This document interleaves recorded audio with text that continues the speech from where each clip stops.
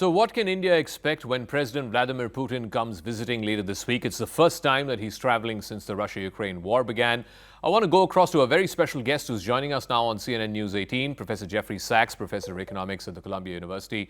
I want to start with this whole Russia Ukraine situation before we come to the Putin visit.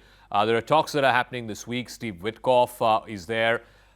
How and where do you think this story is moving? Do you see eventually this war is going to be brought to some kind of a culmination? There's going to be a ceasefire.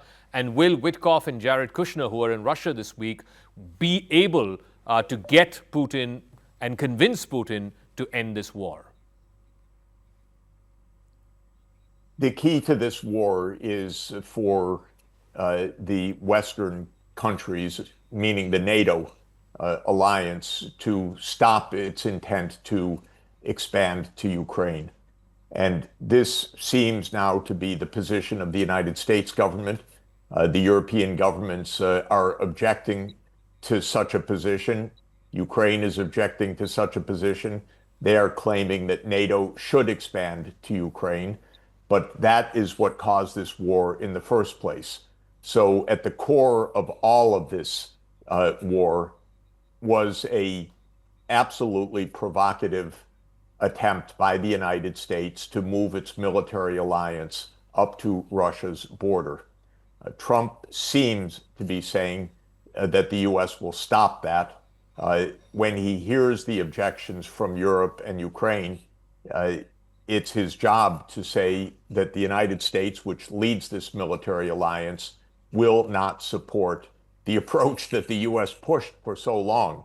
Now, that is called in these military circles giving in to Russia. But it is not. What it is recognizing that the whole idea of NATO, which was a defense against the Soviet Union, which no longer exists, pushing all the way to Russia's borders was a terrible idea. It was set in motion almost 30 years ago, and it never should have happened. So on this, what the Trump administration seems to be saying is correct.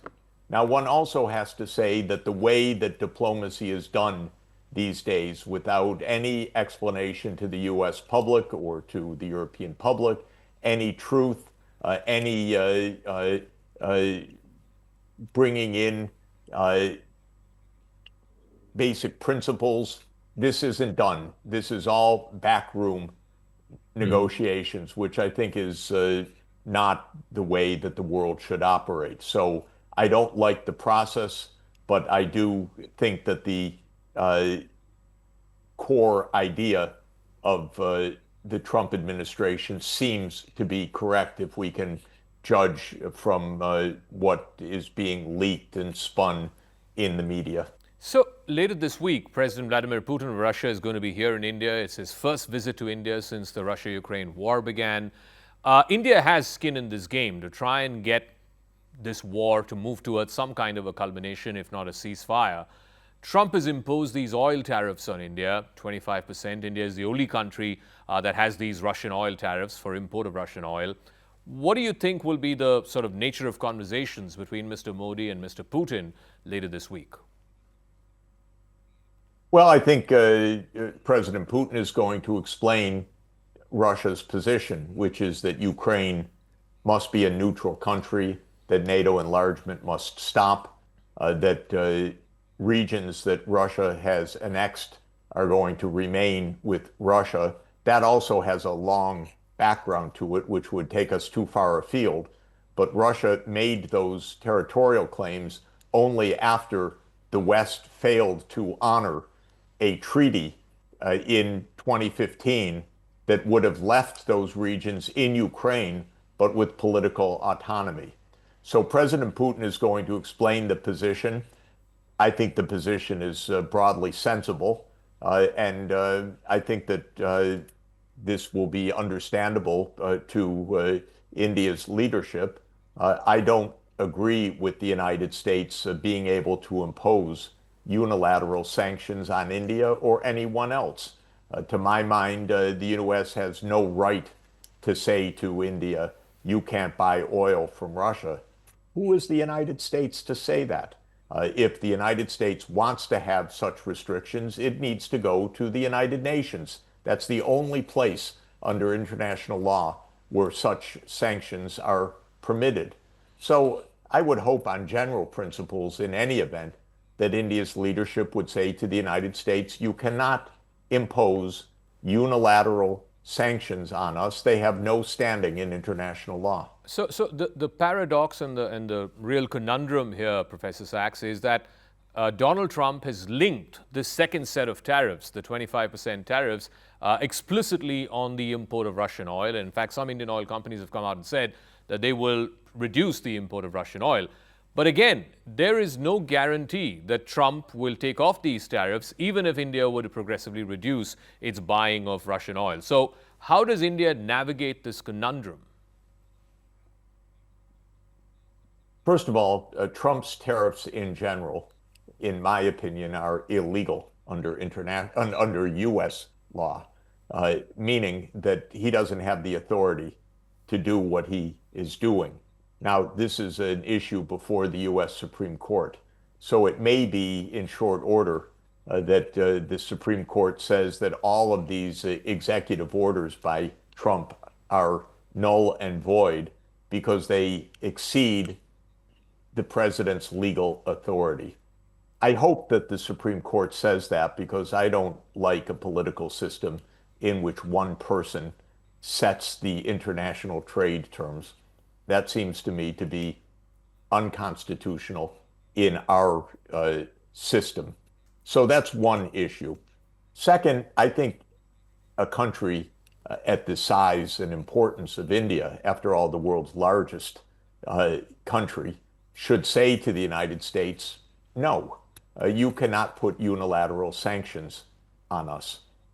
Of course, that may make some people in India uncomfortable, but this should be a common position of the BRICS countries to begin with, because the idea that the United States tells India what to do vis-a-vis Russia is wrong.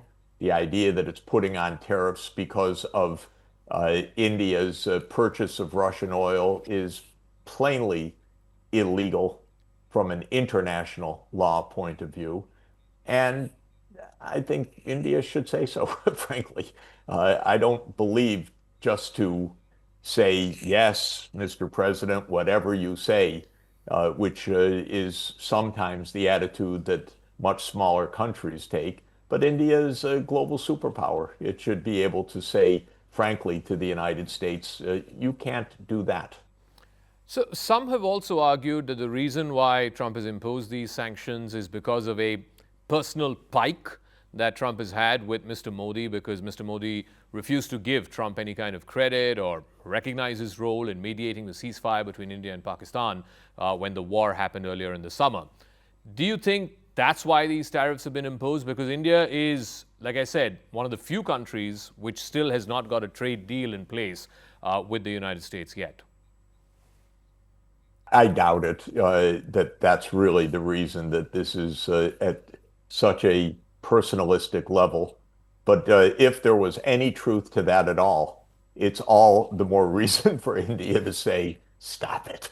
This isn't about the personal pique of a U.S. president vis-a-vis an Indian prime minister, for heaven's sake. We're talking about two of the largest economies in the whole world, and they should respect each other, period. And India is nearly 5 times the population of the United States. And so India should say, please, let's have international law. Let's not do things on the basis of pique or on the basis of extraterritorial sanctions that have no international legal basis. Let's do things properly under the rules of the World Trade Organization.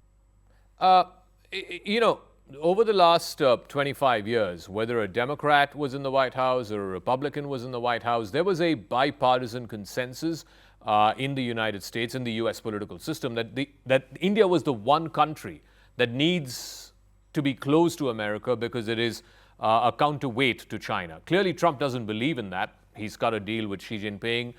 He would love to cut a deal with Putin. How does India navigate this space? Well, I always said to Indian friends and Indian leaders, don't believe that the United States is really playing that game or that this is really India's ticket to success. I was very, very clear that this is a very naive approach. India should not, quote, let itself be a counterweight to China. That's absurd. India needs good relations with China too, by the way. India and China are the two most populous countries in the world. They have a border that still needs to be resolved, but they have very, very important bilateral relations.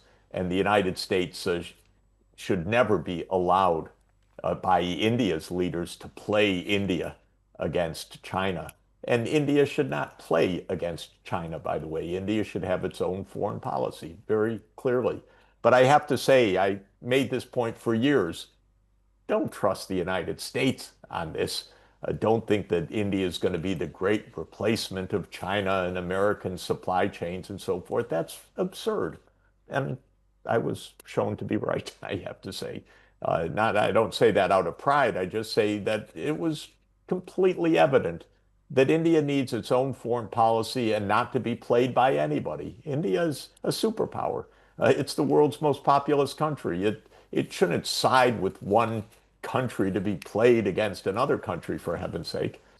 So I want to come back finally to where we started, and that is the visit of Vladimir Putin. It's the first time that he's coming to India since this war began. India has been a strategic partner both to Russia and to the United States for the last 2 decades plus. The relationship with Russia has been very, very important, both on the defense side as well as now increasingly on the energy trade side. Does India sort of continue to have its legs in both of these boats and move forward like it has for the last many years? Or at some point, do you reckon that Trump will tell India you have to choose one over the other, or India will be forced to choose one over the other? Well, look, the U.S. isn't choosing. The U.S. is trying to make business with Russia. So how can the U.S. say, India, you don't make business with Russia? Come on. There's a limit to American hypocrisy, and it should be understood. So if President Trump is openly courting President Putin for all sorts of commercial deals, who is he to tell India not to have commercial relations with Russia? The whole idea is absurd. And we should move beyond absurdity. This world is not going to survive if we behave absurdly. The point is that India needs its own foreign policy. It's not in the pocket of the United States. It doesn't have to listen to these kind of bizarre, hypocritical claims of the United States. It doesn't have to watch the United States try to make commercial deals with Russia and then be told you can't do that in the case of India. Come on. This is India's a superpower. It should act like one. That means being responsible, but it means saying to the United States, we want to have good, mutually respectful relations with you. And to Russia, we want to have good, mutually respectful relations with you. And to China, the same way, because that is what is going to serve India's interests, to have good relations with the US, with Russia, with China, and it's going to serve the world's interests, because superpowers should not play games with each other. They should be aiming for stable, responsible, mutually respectful relations.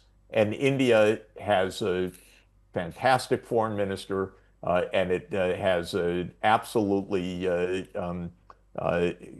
clear set of interests, and it should be very respectfully defending those and not being told what to do by other countries. All right, Professor Jeffrey Sachs, it's always a pleasure speaking with you, sir. Thank you so much for joining us here on CNN News 18. Thank you.